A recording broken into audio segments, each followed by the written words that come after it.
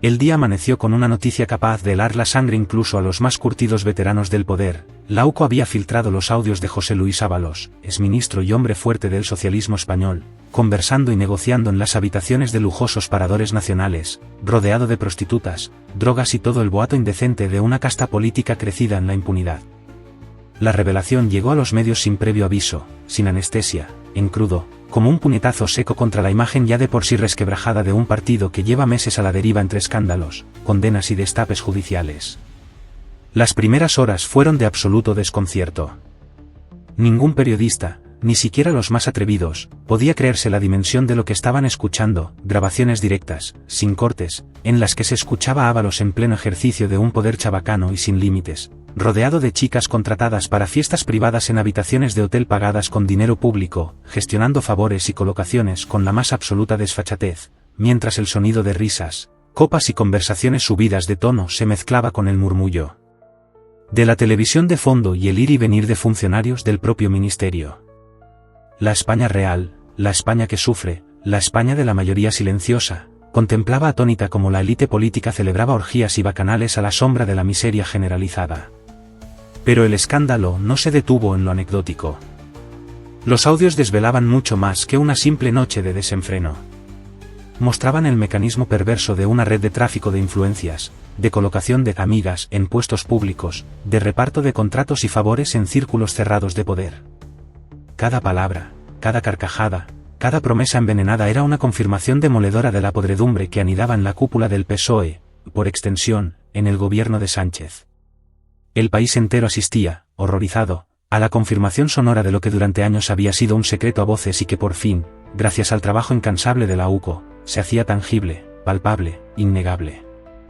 La reacción mediática fue inmediata y demoledora.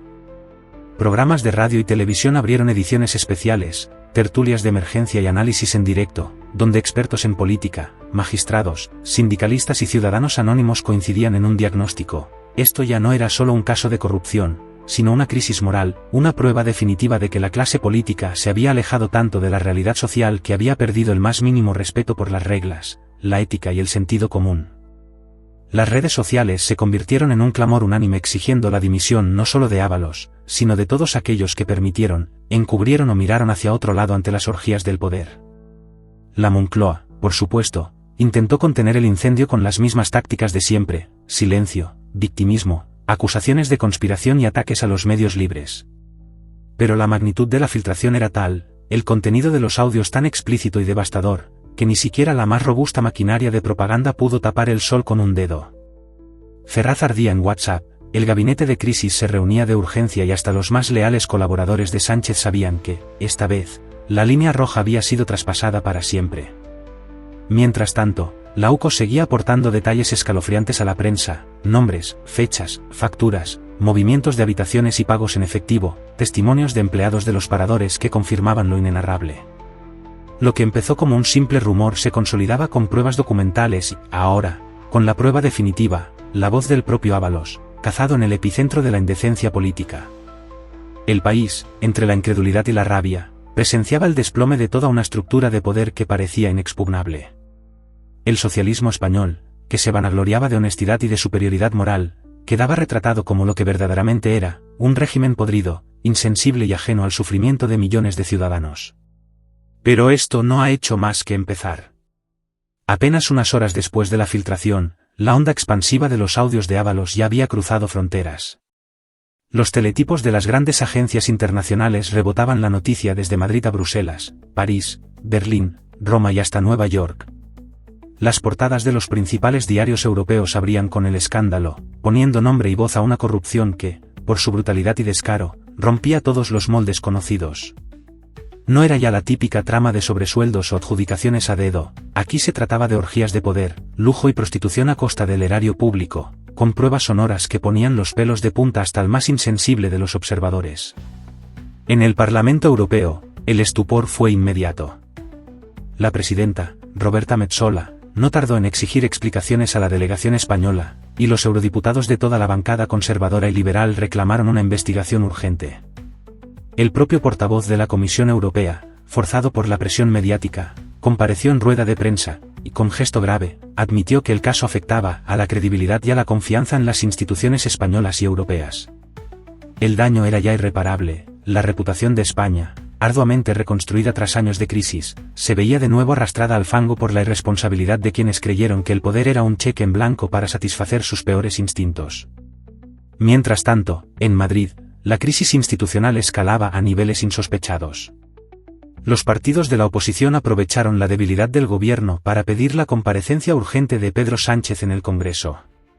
La bancada socialista, hasta hace poco sólida y disciplinada, se resquebrajó en 1000 pedazos. Diputados históricos pedían a gritos la cabeza de Ábalos, y en privado, exigían al presidente una depuración radical para intentar salvar los muebles antes de un naufragio irreversible. Pero la realidad era tozuda, cada nuevo audio, cada nuevo dato filtrado, arrastraba consigo a más altos cargos, asesores y directores generales, incapaces de justificar su presencia o silencio en los paradores donde se fraguaban no solo fiestas, sino negocios opacos y oscuros acuerdos a espaldas del Parlamento y la ciudadanía. Los medios de comunicación, nacionales e internacionales, se lanzaron a la caza de testimonios y detalles. Ex empleados de los paradores rompieron el miedo y la vergüenza, describiendo con pelos y señales el desfile de personajes, las maletas repletas de dinero, los pasillos reservados para la élite, y el ambiente de total impunidad que reinaba en aquellos encuentros. Los informativos abrían con imágenes de habitaciones destrozadas, facturas disparatadas y grabaciones donde se escuchaban nombres de altos funcionarios, empresarios y hasta mandos policiales. La presión mediática fue tan insoportable que, a las pocas horas, comenzaron las primeras dimisiones. Un secretario de Estado, 2 altos cargos de Renfe y varios responsables de paradores presentaron su renuncia, incapaces de soportar la marea de indignación pública. Las portadas de los periódicos alternaban las imágenes de Ábalos cabizbajo con los rostros de prostitutas dispuestas a declarar ante la justicia, dispuestas a relatar cómo fueron contratadas, quién les pagó y qué favores se les prometieron.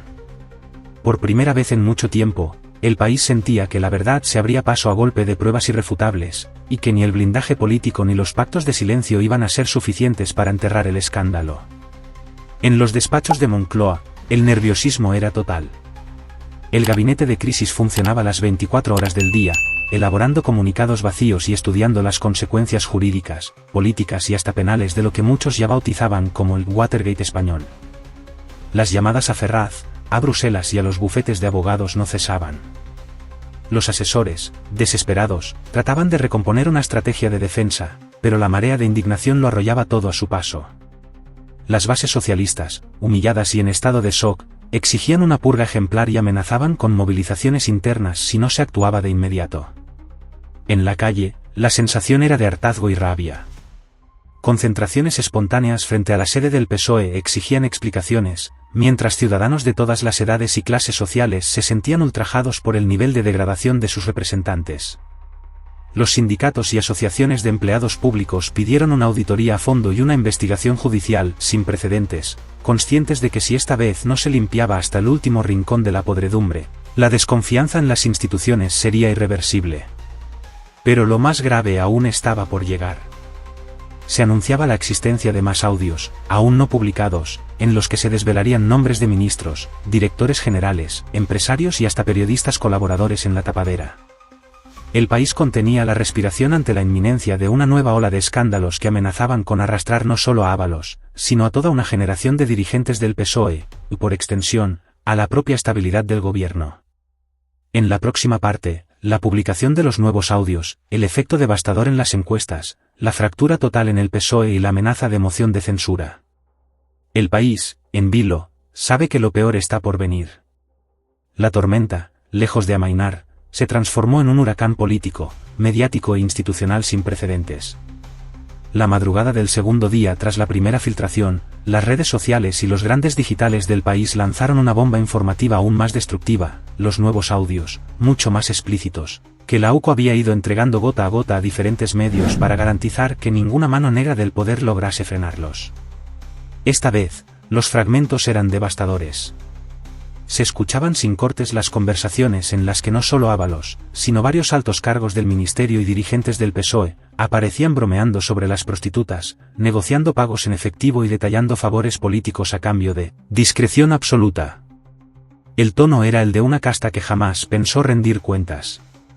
El país entero enmudeció durante minutos ante la crudeza de los audios, risas, nombres de ministros, confesiones de complicidad y referencias directas a contratos públicos amañados para financiar fiestas y pagar los silencios de todos.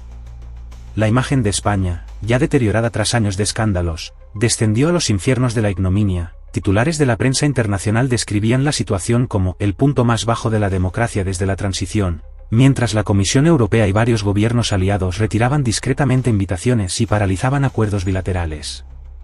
El bochorno era total. El impacto en la opinión pública fue brutal. Las encuestas, en tiempo real, registraron una caída libre del PSOE como no se había visto jamás. Millones de votantes se pasaban en masa a la abstención o directamente a las opciones de oposición. Los teléfonos de las sedes regionales del PSOE no paraban de sonar, alcaldes, concejales y militantes exigían explicaciones urgentes y amenazaban con dimitir o declararse en rebeldía si Ferraz no depuraba responsabilidades de inmediato. Los viejos varones, humillados por la deriva de un partido secuestrado por un círculo de poder insaciable, rompieron el silencio, comunicados duros, entrevistas demoledoras y, por primera vez, llamadas a la renuncia inmediata de la dirección federal.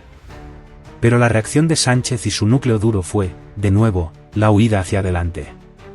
Lejos de asumir la responsabilidad política, Moncloa orquestó una nueva campaña de victimismo, acusando a la fachosfera, a las cloacas mediáticas y a una supuesta conspiración internacional para derrocar al gobierno legítimo.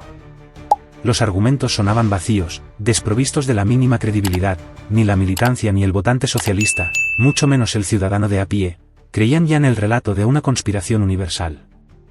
La realidad, documentada en horas y horas de audios, pruebas documentales y testimonios judiciales, era demasiado tozuda. En el Congreso, el ambiente era de insurrección.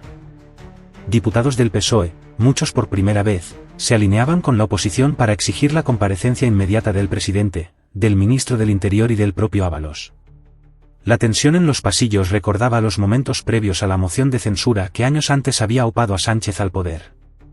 Pero esta vez, el país entero contemplaba el espectáculo con hastío y rabia, consciente de que no se trataba de una disputa ideológica sino de una cuestión de dignidad nacional.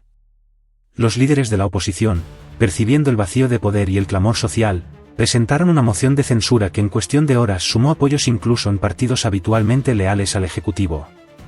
En paralelo, la justicia pisó el acelerador.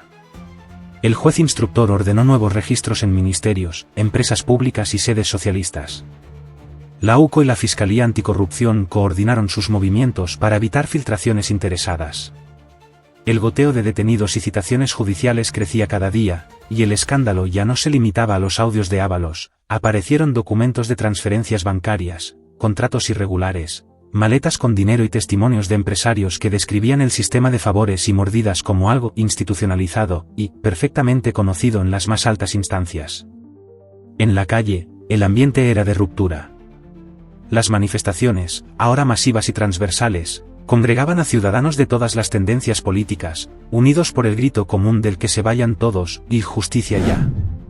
Los sindicatos, atrapados entre la necesidad de salvar su imagen y los pactos de silencio del pasado, emitieron comunicados ambiguos y perdieron rápidamente el control sobre su base. Por primera vez, el descontento trascendía las fronteras ideológicas y ponía en jaque a todo el sistema político. El desastre alcanzó su clímax cuando se reveló que algunos de los audios implicaban también a colaboradores de otras formaciones y a periodistas de cabecera de la izquierda mediática, que habrían cobrado por silenciar información o participar en fiestas y favores. El país entró en una espiral de descrédito que hacía imposible cualquier reconciliación rápida. Los columnistas más respetados pidieron una catarsis nacional y la convocatoria urgente de elecciones, como único remedio para purgar la podredumbre y recomponer la confianza ciudadana. La fractura en el PSOE era definitiva, la dirección, acorralada y deslegitimada, apenas sobrevivía por el instinto de supervivencia de unos pocos. El sanchismo, reducido a un círculo de fieles sin base popular, era una caricatura del poder que fue. La amenaza de ruptura se transformó en hechos, dimisiones en cascada, varones organizando plataformas propias, militantes abandonando el partido. El socialismo español quedaba, a ojos del país y de Europa, reducido a cenizas, incapaz de ofrecer ni un atisbo de regeneración o futuro. España entera comprendió, en esas horas convulsas, que asistía al fin de una era. Lo que quedaba por delante era incierto, caótico y, sin embargo, esperanzador, la convicción de que, al fin, la verdad, la justicia y la voluntad del pueblo podían imponerse a los viejos fantasmas de la corrupción y la impunidad. La tormenta, lejos de amainar, se transformó en un huracán político, mediático e institucional sin precedentes. La madrugada del segundo día tras la primera filtración, las redes sociales y los grandes digitales del país lanzaron una bomba informativa aún más destructiva: los nuevos audios, mucho más explícitos, que la AUCO había ido entregando gota a gota a diferentes medios para garantizar que ninguna mano negra del poder lograse frenarlos. Esta vez, los fragmentos eran devastadores. Se escuchaban sin cortes las conversaciones en las que no solo Ábalos, sino varios altos cargos del ministerio y dirigentes del PSOE, aparecían bromeando sobre las prostitutas, negociando pagos en efectivo y detallando favores políticos a cambio de discreción absoluta. El tono era el de una casta que jamás pensó rendir cuentas. El país entero enmudeció durante minutos ante la crudeza de los audios, risas, nombres de ministros, confesiones de complicidad y referencias directas a contratos públicos amañados para financiar fiestas y pagar los silencios de todos.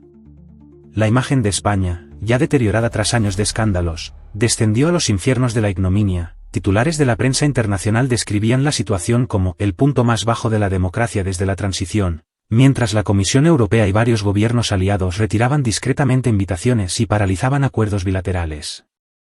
El bochorno era total.